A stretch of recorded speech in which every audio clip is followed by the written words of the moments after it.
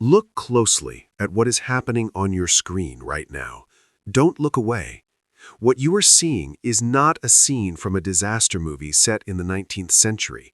It is not footage from a third world country struggling with basic infrastructure. This, ladies and gentlemen, is the Russian Federation in 2026. This is the energy superpower that threatened to freeze Europe.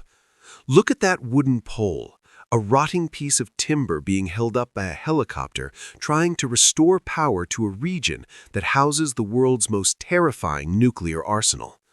While Vladimir Putin boasts about hypersonic missiles and conquering space, his own people are freezing to death because the backbone of his empire is literally held together by duct tape and rotting wood. Today, we are not talking about the front lines in Ukraine. We are talking about a different kind of war. A war that Russia is losing against physics, against nature, and against its own corruption. From the nuclear submarine bases in Murmansk plunging into darkness, to the paralyzed peninsula of Kamchatka screaming for help, the Russian winter has returned. But this time, General Winter is not saving Russia, it is killing it. Let's start with that poll again, because it is the perfect metaphor for Putin's Russia. The Charter 97 news agency recently reported a story that sounds like a joke, but it is a tragedy. Nuclear energy on wooden poles. We are in the 21st century. We are talking about a country that builds nuclear power plants in Turkey, in Hungary, in India. Yet in their own backyard, the high-voltage lines, the critical arteries that keep the lights on, are strung up on wooden sticks that look like they were planted during the time of the czars. Why? Because the money meant for concrete and steel pylons was stolen. It was turned into yachts in Dubai and villas on Lake Como. And now, under the weight of the Arctic snow, those wooden lines are snapping like matchsticks. When that pole falls, it doesn't just mean you can't watch TV. It means the water pumps stop. It means the central heating boilers shut down. In Russia, electricity is life. Without it, the pipes in your apartment building freeze and burst within hours. And once they burst, there is no fixing them until spring. You are homeless in your own home. Now I want you to look at the map.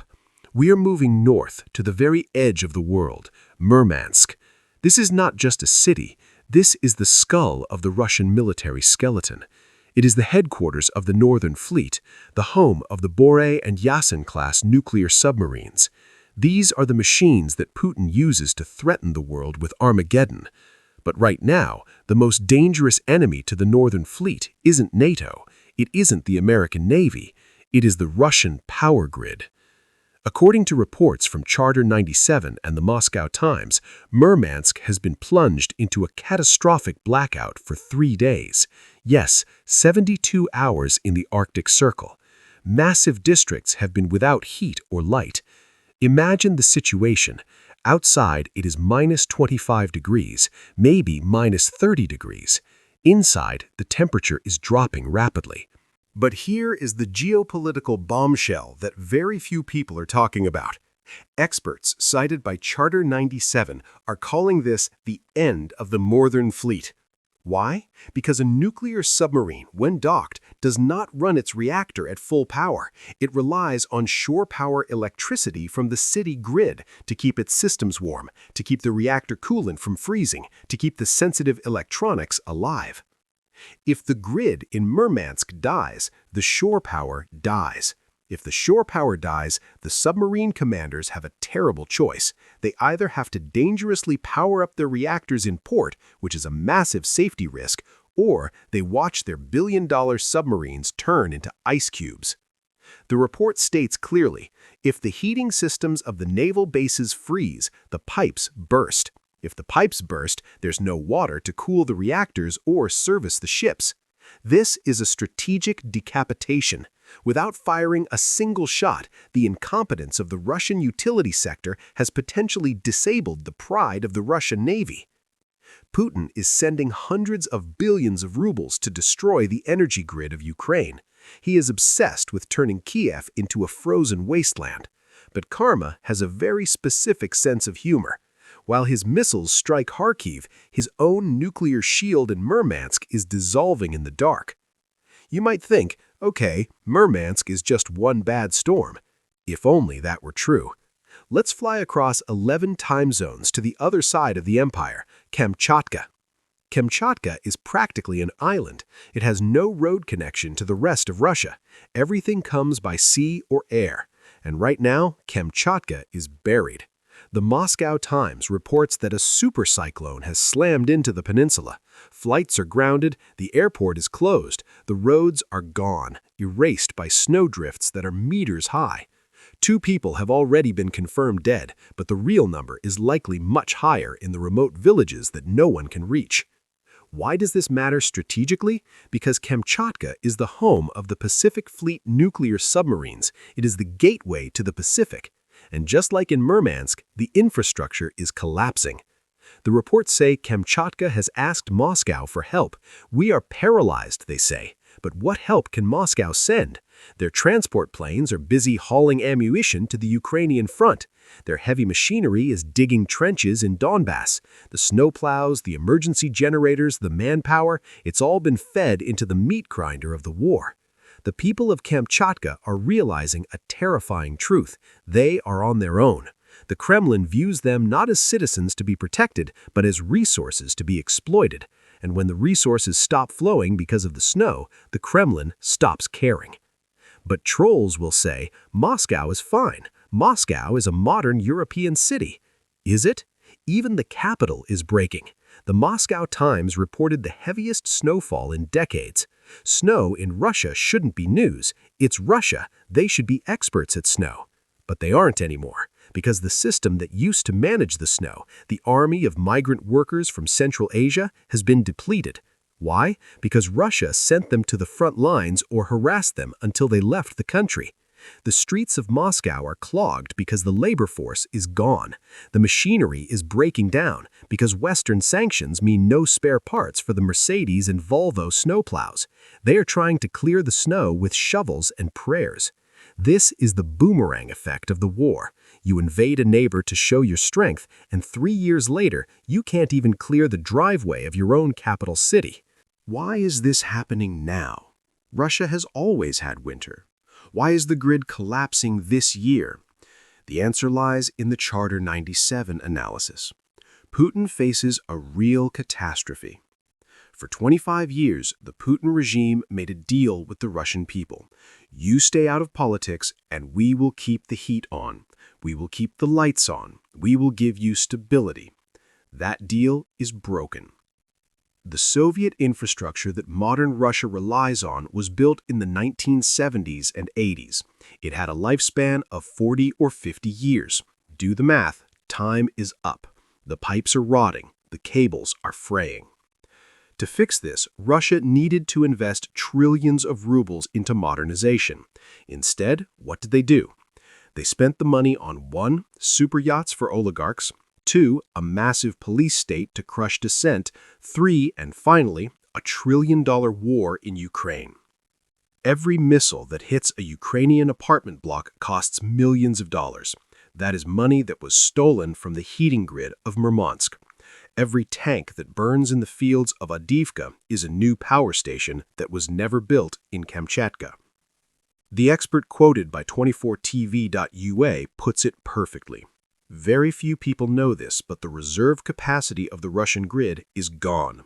They have been running on the fumes of the Soviet legacy, and the tank is finally empty. Let's pause and look at the invisible enemy beneath the ground. In Russia, they call it the pipe apocalypse. You have to understand how unique and how fragile the Russian heating system is. In the West, you have a boiler in your own house. If it breaks, you call a plumber. You fix it. In Russia, thanks to Soviet central planning, entire cities are heated by massive central plants that pump boiling water through thousands of miles of pipes to every single apartment. It's a circulatory system. And right now, Russia is suffering from a massive heart attack. Reports indicate that over 70% of these municipal heating pipes are worn out. They are rusting time bombs. But here is the new nightmare that makes 2026 different from any other year. Even if they had the pipes, they don't have the men to weld them. Where are the plumbers? Where are the welders? Where are the heavy machinery operators?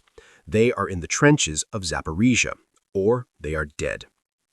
The mobilization has stripped the Russian utility sector of its most vital asset, skilled labor. A master welder who used to fix high-pressure steam pipes in Novosibirsk is now holding a rifle in Donetsk. The younger generation who should be learning these trades has either fled the country to avoid the draft or has been pulled into the lucrative war industry factories that pay 3 times the salary of a municipal utility worker. So when a pipe bursts in Murmansk or Podolsk, who shows up? Often nobody. Or a skeleton crew of pensioners who are too old to work fast enough in the freezing cold. We are seeing videos on Telegram where desperate residents are trying to patch industrial steam pipes with wooden wedges and rags. Rags against boiling steam. This is the demilitarization of Russia from within. The war economy is cannibalizing the peace economy. Putin is burning the furniture to heat the house, but soon there will be no furniture left and the fire will go out. Experts are terrified of what they call the Alchevsk scenario repeating on a national scale. If the water in the central system stops flowing for just a few hours in minus 30 degrees Celsius weather, it freezes inside the pipes. Water expands when it freezes. It rips the steel apart. It shatters the radiators in thousands of apartments simultaneously. Once that happens, you cannot just turn the power back on. The entire system is dead. You have to rip the walls open in every single building, replace every single pipe. It takes months, it takes billions, and in the middle of winter, it is impossible. If this happens in a major city like Novosibirsk or Yekaterinburg, we are looking at a humanitarian evacuation of hundreds of thousands of people. Where will they go? The hotels are full. The trains are booked for the army. This is the precipice Russia is standing on. And yet, if you turn on the TV in Moscow, what do you see? Do you see emergency broadcasts? Do you see the government mobilizing resources to save Kamchatka? No. You see propaganda about how Europe is collapsing. You see Solovyov and Skabeva laughing about how London is eating squirrels because they have no gas. It is a grotesque theater of the absurd. The Kremlin is gaslighting its own population on an industrial scale. They're telling Ivan in Murmansk, who is shivering in his dark kitchen, that he is the lucky one because he lives in a great power, while telling him that Hans in Berlin, who is sitting in a warm apartment, is miserable. But the silence is cracking. We are monitoring local chat groups in these frozen regions. The mood is shifting from despair to rage. People are asking dangerous questions. Where is the money we pay for utilities? Why does the mayor have a new car while our boiler room is from 1975? Why are we sending generators to the front when our own hospital has no power? This is the greatest threat to Putin's regime. Not Navalny, not the liberal opposition in exile, but the angry grandmothers who can't boil water for tea. The loyal base, the Soviet generation that supports the war, is the exact demographic that relies most heavily on this crumbling state infrastructure. When you freeze your most loyal supporters, you are playing Russian roulette with a fully loaded pistol. The social contract of the Putin era was stability in exchange for silence. The stability is gone. How long will the silence last? The infrastructure collapse is not just an inconvenience, it is a betrayal. It is the physical manifestation of a state that has ceased to function for its citizens and now exists only to feed the war machine. Russia has become a vampire state, sucking the blood of its own provinces to sustain the carnage in Ukraine, and the provinces are starting to turn pale. What does this mean for the world? What does this mean for you watching at home? It means that the Russian Federation is much, much weaker than it pretends to be. We worry about Russia attacking NATO. We worry about them marching into the Baltics. But look at the reality. They can't even keep the lights on in their own main naval base.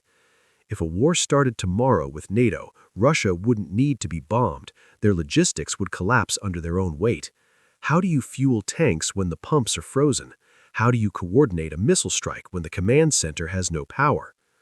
This infrastructure collapse is a signal to China. It is a signal to the Central Asian republics. It is a signal to the world. The Russian bear is sick. It is rotting from the inside out. And the most terrifying part? There is no solution. You cannot fix a continent-wide grid collapse in the middle of winter. You cannot replace thousands of pipes when the ground is frozen solid. All Putin can do is watch. He can fire more missiles at Kyiv to distract his population. He can arrest people who complain about the cold, but he cannot arrest the laws of thermodynamics. Water freezes at 0 degrees Celsius, and Russia is freezing. Before we conclude, think about the human cost behind these geopolitical maps and military analysis. There are real people. 145 million people are being held hostage by a regime that cares more about imperial conquest than human survival. There are mothers in Murmansk wrapping their babies in 3 layers of blankets, praying the power comes back before the temperature drops another 10 degrees. There are pensioners in Kamchatka cut off from the world, counting their last cans of food. These are the victims of Putin's war just as much as the people in Ukraine. They are victims of a massive theft. Their future, their safety, their worth was stolen to pay for a war of aggression. So the question remains, is this the breaking point? History tells us that Russian revolutions often start with basic needs: bread, peace, land. Now the demand is simpler: heat. When a government breaks the basic contract of survival, when it leaves its people to freeze in the dark, loyalty evaporates. The cold strips away the propaganda. You cannot eat propaganda. You cannot burn propaganda to stay warm. We are watching a slow-motion catastrophe. A nuclear superpower is sliding back into the Dark Ages, and the man in the Kremlin is too busy looking at maps of 18th century Europe to notice that his 21st century empire is falling apart.